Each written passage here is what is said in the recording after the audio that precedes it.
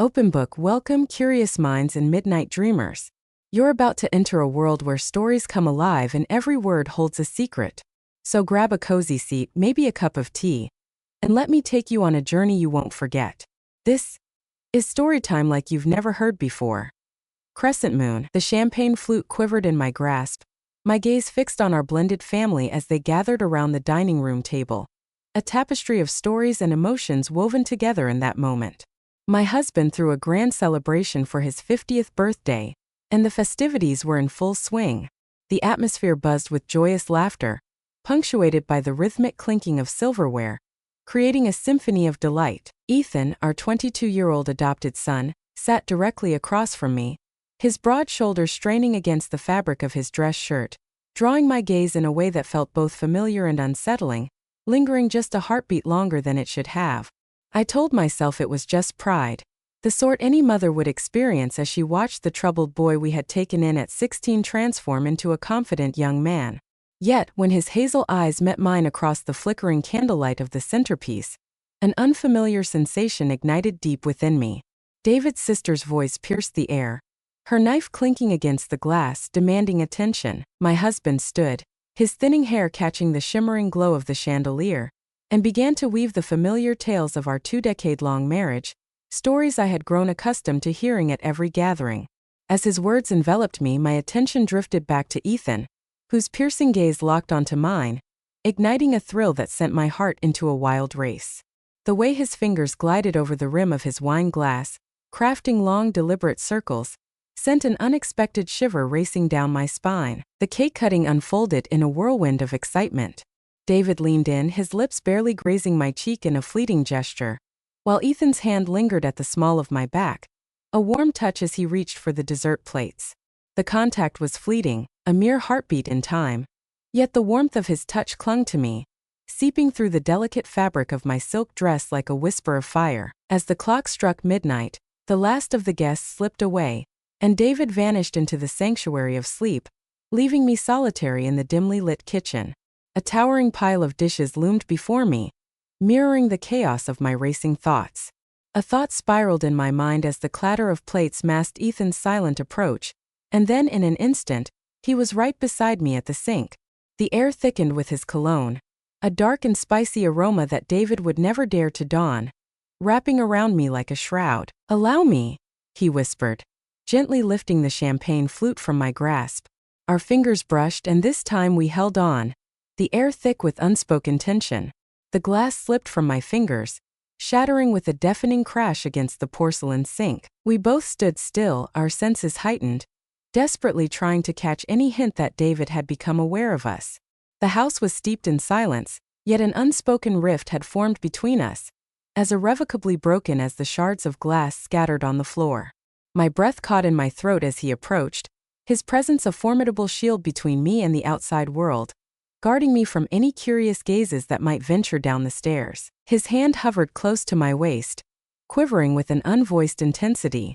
In an instant, he drew closer, and suddenly our foreheads met, a charged tension crackling between us.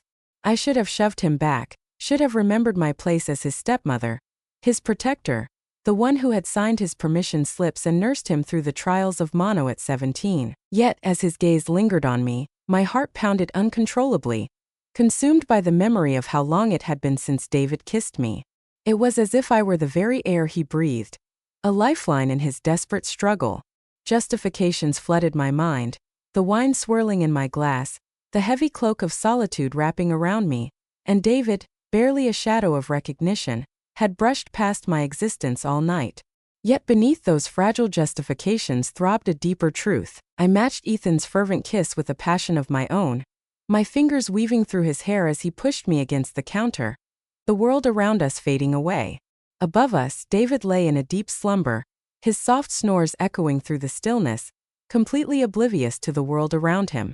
As we finally broke apart, Ethan's eyes widened, brimming with an intense yearning. "We can't," he started, his fingers gliding down my hips with a tantalizing touch.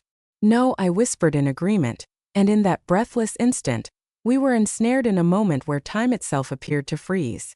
As his lips met mine once more, I found myself rooted in place, unable to retreat. The grandfather clock resonated through the stillness, its chimes echoing the arrival of 2 a.m.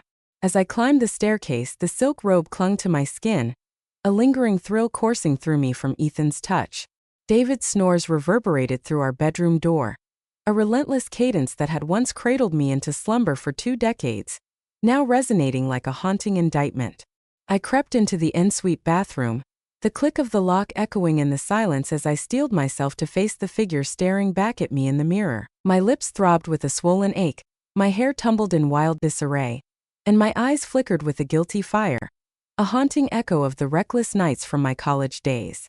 The woman staring back at me was an enigma, her reflection a chilling echo of a night I longed to erase from memory.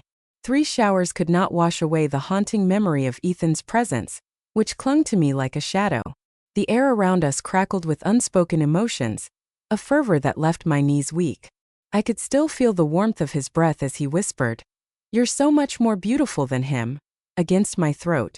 Our parting had been a reluctant one, each of us holding on to the moment, unwilling to sever the connection that bound us. I told myself it was just a fleeting lapse, a misstep fueled by the effervescence of champagne and the weight of solitude. As the first light of dawn crept through my window, my phone buzzed with an unexpected message from an unknown number. "Can't stop thinking about you." My traitorous heart surged, betraying the calm I had fought so hard to maintain. Before my conscience could intervene, we became masters of capturing stolen moments. A fleeting brush of hands while passing the salt shaker at breakfast, lingering eye contact across the dinner table as David passionately discussed stocks. Ethan, with an unintentional gesture, would leave his towel in my laundry basket, fully aware that I would fold it, pressing it to my face to inhale his scent, each breath a reminder of the connection we shared. Every interaction crackled with a perilous energy, the excitement of our hidden connection intensifying the obsession. David, lost in his own world, lavished accolades upon Ethan's remarkable transformation, unaware of the shadows lurking beneath the surface. Oblivious to the secret that fueled his son's newfound confidence, a hidden bet made with his wife, he casually commented one evening, his hand resting on my knee in a distracted gesture before he turned back to the pages of his newspaper. That seemingly innocuous remark sent a shiver racing down my spine. The moment we crossed the line for the first time was in Ethan's childhood bedroom, the very place where I had once soothed him to sleep after his darkest nightmares. At 22, he loomed near, the heat pulsing between us, the familiar superhero posters watching over us, his mouth urgent and insistent. "He'll be home in an hour," I gasped, feeling Ethan's teeth graze my skin. "We must hurry," he whispered, his fingers skillfully navigating my buttons. As I smoothed my blouse with quaking hands, Ethan's grip tightened around my wrist. "This isn't just sex for me," he said, his voice laced with an uncharacteristic vulnerability that hung in the air, heavy and charged. The desperate hunger in his gaze sent a chill down my spine, for I knew it all too well, witnessing it each day in the mirror's unforgiving truth. That night, after what felt like an eternity, David's hand found mine in the darkness of our bed. As I complied, a storm of thoughts swirled within me, fixating on the haunting memory of Ethan's lingering closeness. He had ignited a spark in me, awakening feelings I thought had long been buried beneath years of emotional neglect. Tears welled in my eyes as David turned away, a look of satisfaction etched on his face, completely unaware of the storm brewing within me. The lies accumulated, a tangled mess of deceit, each one more suffocating than the last. I called off lunches with friends, terrified they would glimpse the guilt etched across my features. As I slipped into a turtleneck, concealing the faint marks of our reckless nights, my gaze drifted to David across the breakfast table. A storm of thoughts swirled within me. Would divorce shatter him beyond repair? A shadow of deception lingered, and then arrived the message that altered the course of fate. The clock ticks mercilessly, each second a reminder of my tardiness. It wasn't a message from Ethan, it was from my daughter Sophie, the one at college, the only person who could truly see into my soul. This weekend, as I return home, we must confront the unspoken tension between you and Ethan. It's time to unravel the mystery that hangs in the air. The phone slipped from my fingers, shattering against the tile, echoing the sound of the champagne flute that had met a similar fate weeks earlier. This time, there would be no gathering the shattered remnants. Sophie's sudden appearance sent my heart racing as I frantically tried to obliterate any trace of our hidden truth. I swept through the house with the ferocity of a storm, collecting Ethan's forsaken hoodies, wiping away the traces of our shared moments from the wine glasses, and dousing the air with my vanilla perfume to mask the haunting aroma of his cologne that clung to the shadows.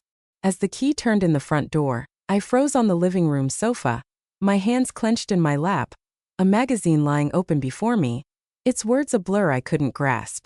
Mom Sophie lingered in the doorway, her college backpack slung carelessly over one shoulder, her eyes narrowing with a sharp glint of suspicion. At 20, she possessed David's sharp, penetrating gaze, the same one that had sent shivers down the spines of defendants in his courtroom. Now it held me captive on the sofa, as if I were a butterfly pinned to a board. I brewed a pot of coffee, its rich aroma filling the air, yet neither of us took a sip. The silence between us sharpened into something menacing. "So it's you, Ethan, isn't it?" With a sudden burst of emotion, she slammed her mug down, the brown liquid spilling over the granite countertop, mirroring the truth that had become too overwhelming for either of us to hold back any longer. "Mom, I can't help but notice the way your eyes linger on him. How the two of you vanish into the shadows after dinner." Her voice trembled, breaking the silence like glass shattering in the stillness. "Convince me that this is all just a figment of my imagination." The denial withered on my tongue. My daughter's face, mirroring David's in its vulnerability, twisted in anguish. That night, Ethan pinned me against the cold garage wall, his hands moving with a raw urgency that sent shivers down my spine. Tonight could be the night we escape. His breath ghosted against my neck, a stark contrast to the usual bravado that had always defined him. "Simply load up the car." Sophie holds the truth within her grasp, a secret that pulses with the weight of unspoken words.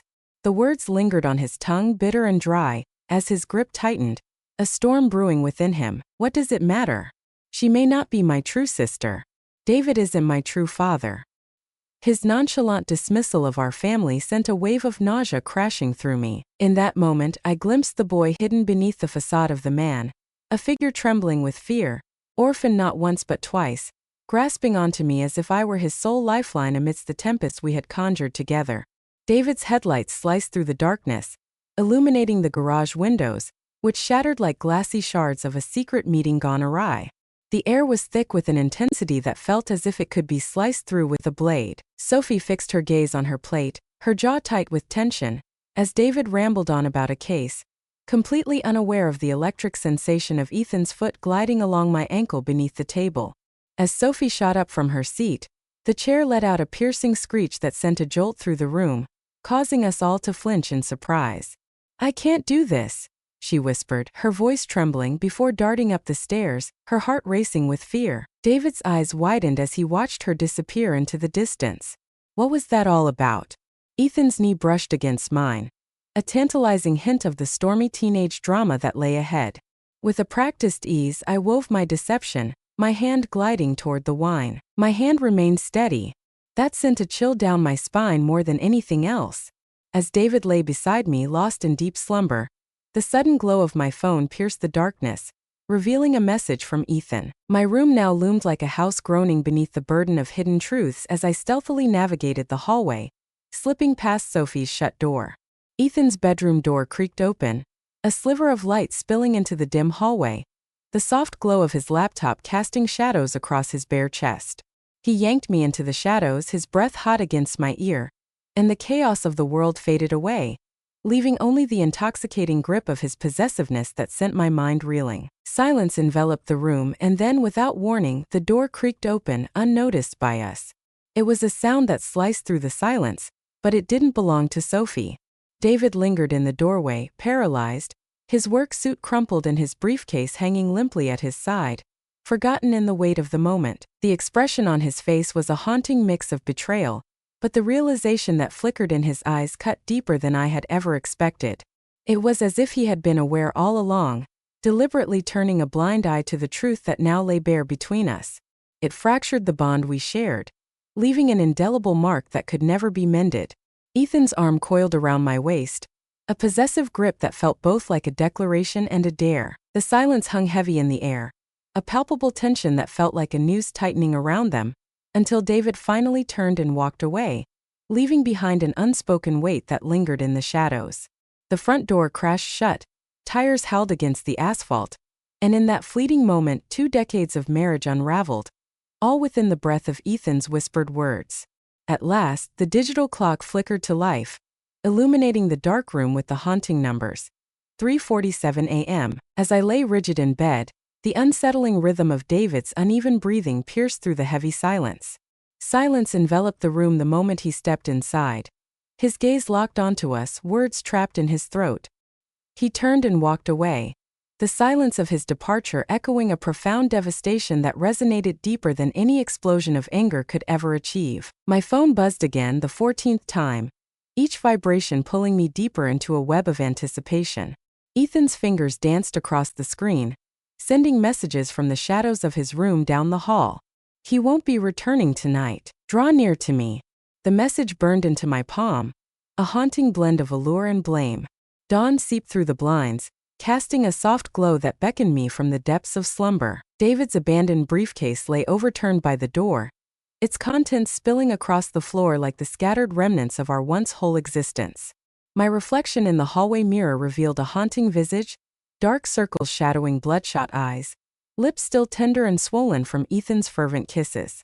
The woman gazing back seemed like a complete enigma. Just as I was about to slip by, Sophie's door burst open, her eyes scanning my unkempt state, her face tightening with resolve. "I told him," she whispered, her voice trembling with emotion.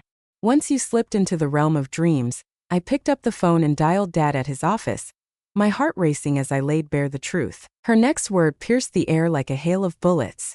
"He's taking the final step to end it all, and I'm cutting ties with you for good." The house phone rang, its piercing tone shattering the heavy stillness that enveloped the room. Ethan's voice echoed from downstairs, laced with a rising tide of alarm.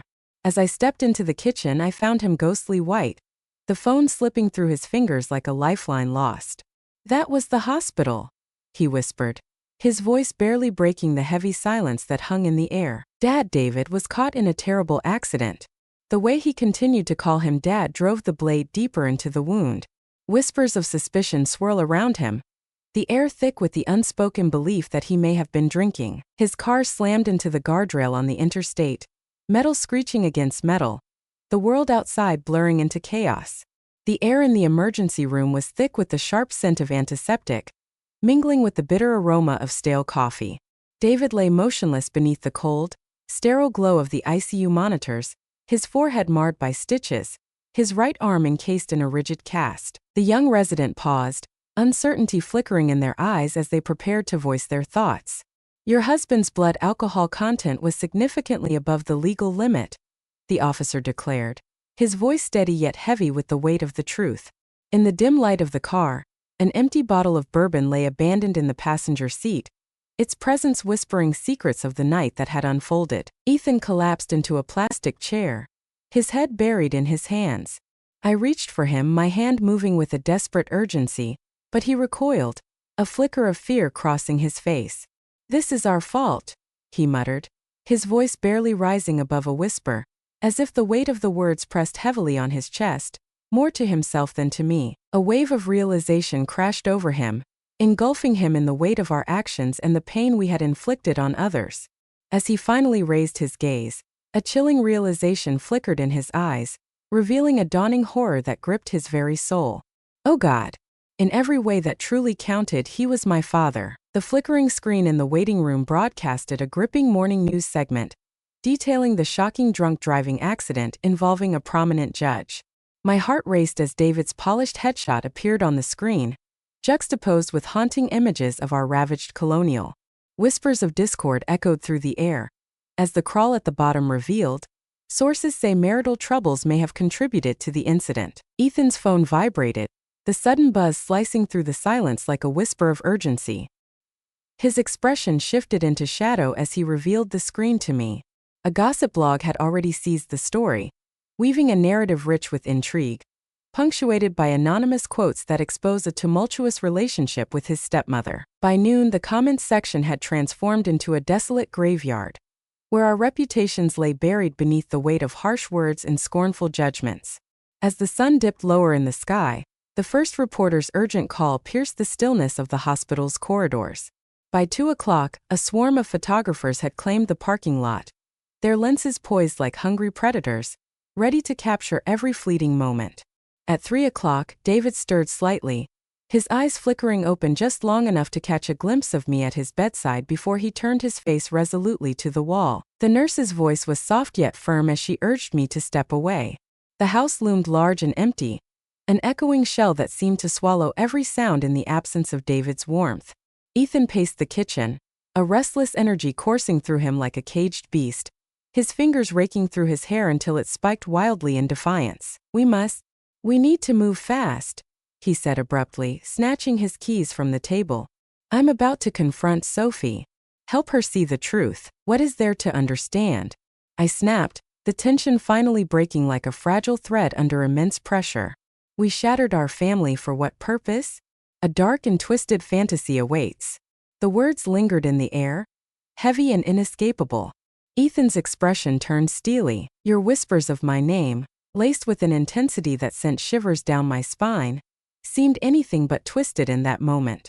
In the depths of the night, shadows danced and secrets whispered." His voice dripped with a chilling cruelty that sent shivers down my spine. This was no longer the fragile boy from the hospital. This was a completely different person. The doorbell echoed through the silence, a sharp sound that sliced through the stillness of the room. Beyond the frosted glass, 2 uniformed figures loomed, their silhouettes sharp against the haze, shrouded in an air of mystery. An officer's journey. My blood ran cold as Ethan's voice echoed through the hallway, each word piercing the silence and wrapping around me like a shroud, leaving me to grasp at the fragments of a conversation I was never meant to hear. "A protective order mandates a distance of 500 feet, as per Judge Whitmore's directive." As the door clicked shut, a tremor coursed through Ethan's hands. "He's casting me out of the house, away from you." The unspoken implication loomed ominously in the air. David held the power to exact his revenge on us, a punishment that would leave no trace in the eyes of the law. Ethan felt like an outsider in this family, a mere shadow among those who truly belonged. As he stuffed his duffel bag with hurried precision, my gaze was drawn to the framed photo resting on his dresser, a silent witness to the moments that had shaped him. We stood together at his college graduation, David's arm draped proudly around him, a moment frozen in time.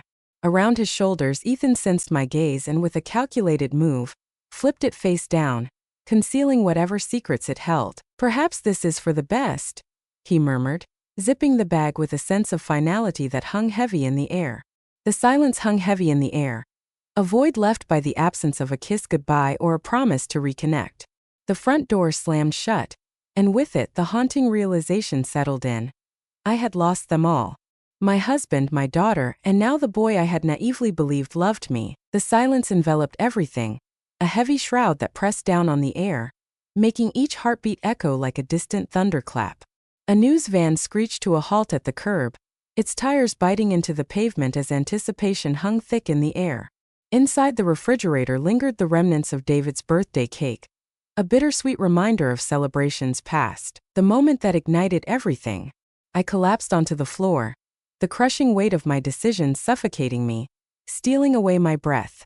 In the distance, a phone rang, its shrill tone slicing through the heavy air. Was it another relentless reporter seeking a story?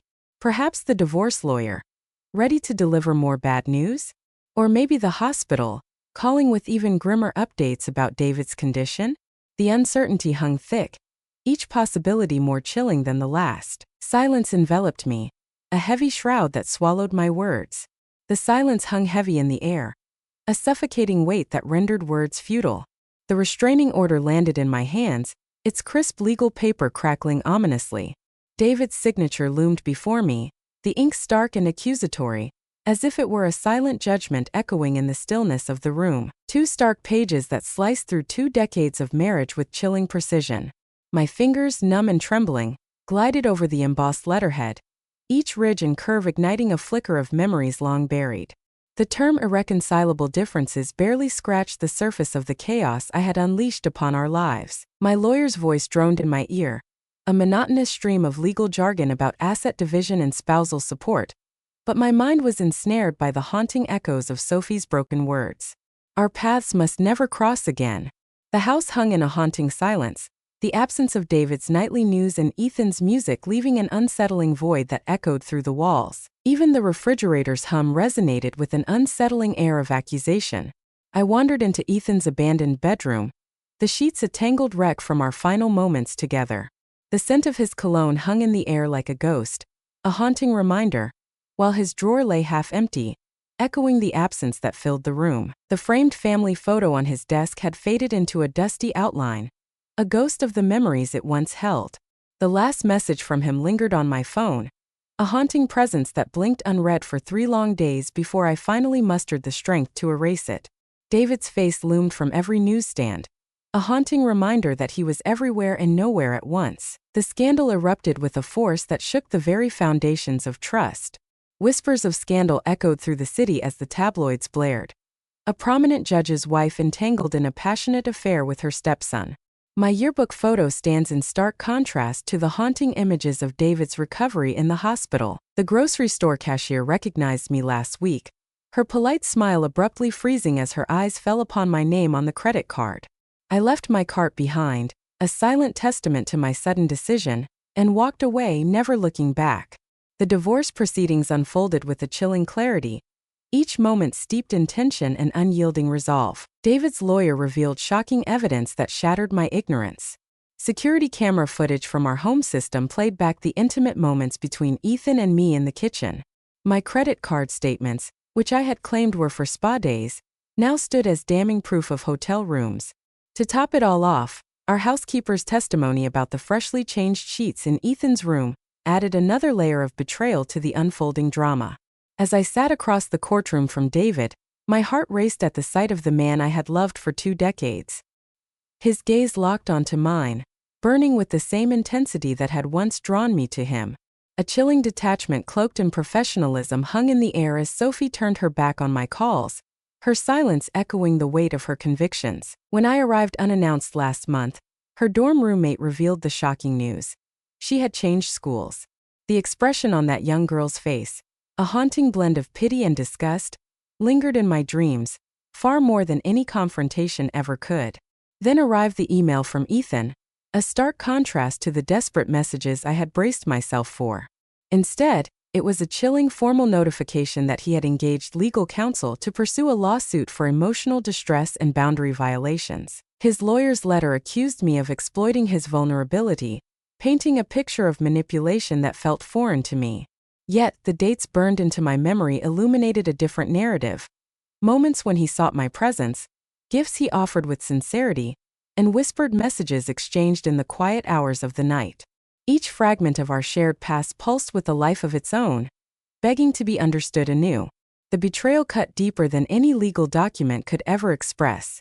The moment of ultimate humiliation struck when David decided to sell our story to a true crime podcast. I sat in stunned silence, my mind reeling as I absorbed his harrowing account of returning home to find my wife entwined with the boy I had nurtured as my own, caught in a web of unspeakable acts.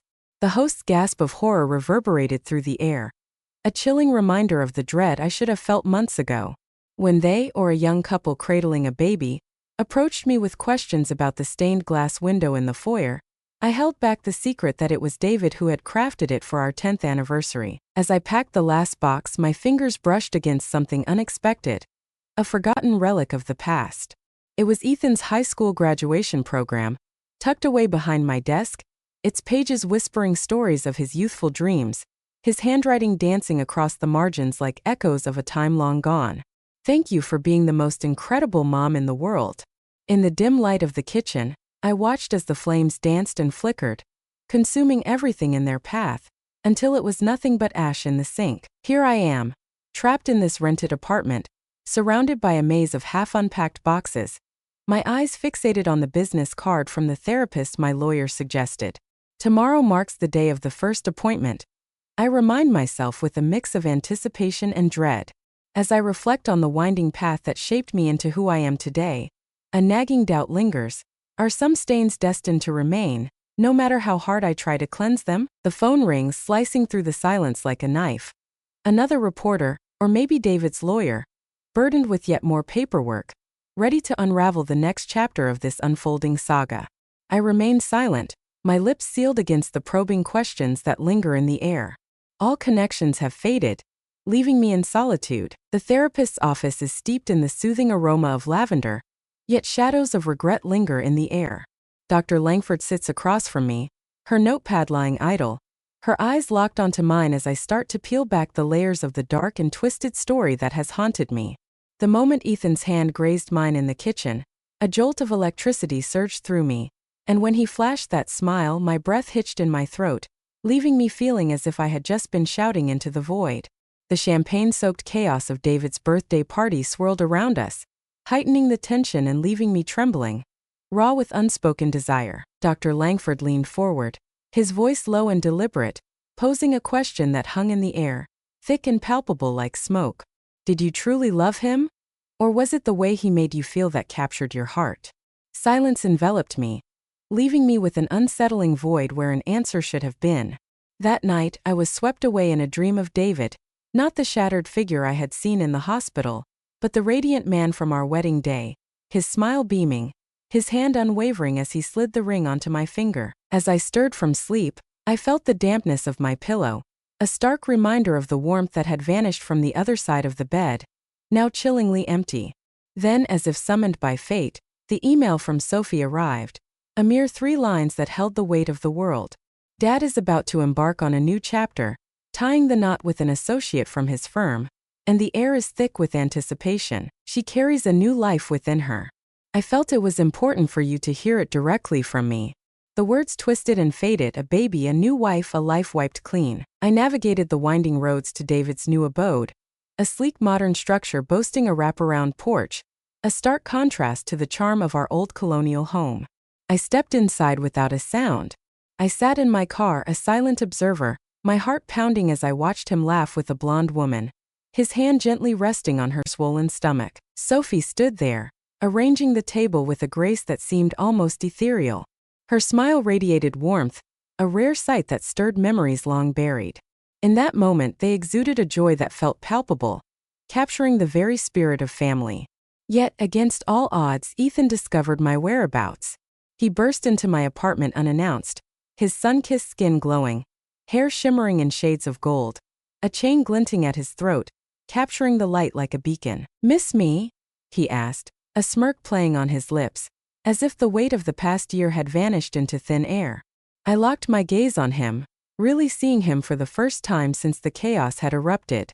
The boyish charm had transformed into a calculated allure, the vulnerability I once cherished now overshadowed by a chilling confidence that sent an unsettling shiver racing down my spine. "You used me," I said, my voice trembling with a mix of betrayal and anger.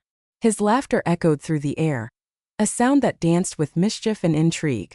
"And you didn't just use me, you were something more." Adrift in solitude, I felt an irresistible pull toward the nearest source of warmth.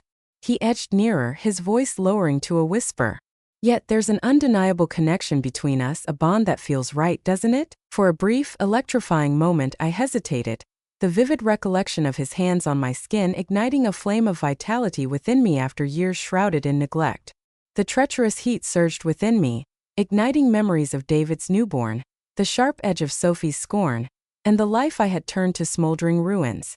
I took a step back, my heart racing as the tension in the air thickened around me. "Leave now." Ethan's smirk vanished, replaced by a shadow of uncertainty. "You'll come to see things differently." Yet I refrained. As dawn broke, I secured a one-way ticket to a coastal town, a place where my name was just a whisper in the wind, lost among the waves. I gathered my belongings, a soft glow illuminating the cherished photographs of Sophie as a child, alongside the wedding ring I had hidden away in my jewelry box. The therapist had once posed a haunting question. Did I regret it? What is the truth? There were days when the absence of Ethan hit me with a deep, aching intensity that was almost unbearable. There were days when I despised him with every fiber of my being. Yet with each passing day, the weight of self-loathing grew heavier, consuming me from within. The sharp sound of a taxi horn pierced the stillness outside. With a heavy heart, I took one last look at the empty apartment, the silence echoing in my ears, before I shut the door with a finality that felt like a chapter closing. Not every tale concludes with a joyful resolution. Some reach their conclusions with finality,